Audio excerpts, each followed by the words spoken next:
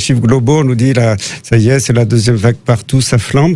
Tout ça est totalement bidon parce que c'est basé sur les tests qu'on appelle PCR. On met un petit écouvillon dans le nez pour chercher le virus.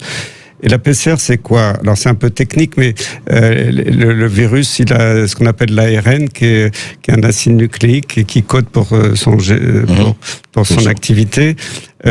Comme on peut pas cultiver le virus, il y a une enzyme qui multiplie, comme une machine à tricoter, des millions de fois les petits fragments d'ARN qu'il y a dans le prélèvement. D'accord.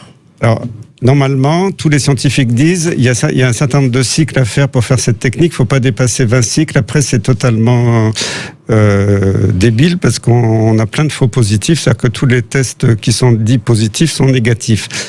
Or, l'Allemagne fait 20 ou quelques cycles dans la technique. L'Italie, qui a été très intelligente, qui a suivi l'Allemagne, pareil. Et il n'y a pas d'explosion de l'épidémie.